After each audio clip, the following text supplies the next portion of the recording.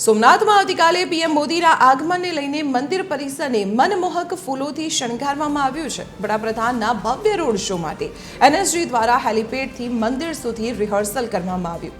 આ road show દરમિયાન વિવિધ પાઠશાળાના ઋષિકુમારો મંત્રોચ્ચાર કરીને આકર્ષણનું કેન્દ્ર બનશે। સુરક્ષાના કારણોસર કોનવે પસાર થયા દરમિયાન યાત્રાળુઓની અવરજવર પર નિયંત્રણો મુકાયા છે, જ્યારે સમગ્ર સોમનાથમાં અત્યારે ભક્તિ અને ઉત્સાહનો માહોલ જોવા મળી રહ્યો છે।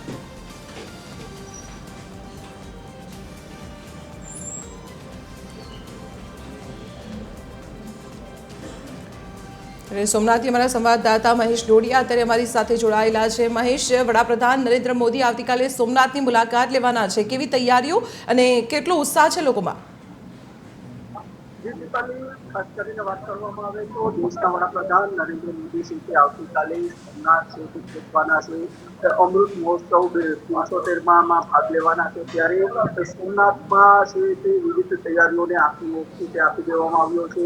સોમનાથ મંદિર છે તે ફૂલોથી શણગારવામાં આવ્યું છે।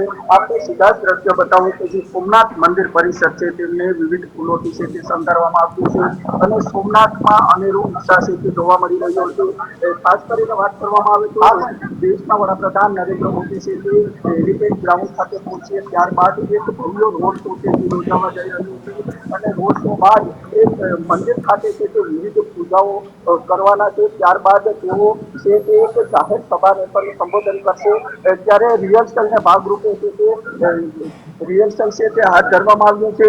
જે રિહર્સો છે તેમનું પણ રિહર્સલ છે તે સોમનાથ ખાતે કરવામાં આવ્યું છે।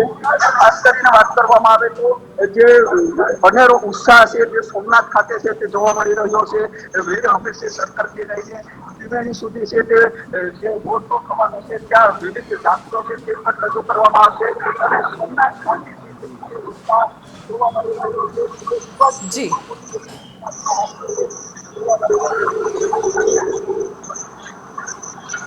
જી મહેશ, આભાર માહિતી આપવા બદલ। તો જે પ્રકારે તસવીરો જોવા મળી તે પ્રકારે અત્યારે વડાપ્રધાન નરેન્દ્ર મોદી આવતીકાલે જ્યારે આગમન કરવાના છે તે પહેલા અત્યારે ઉત્સાહનો માહોલ સોમનાથમાં જોવા મળી રહ્યો છે।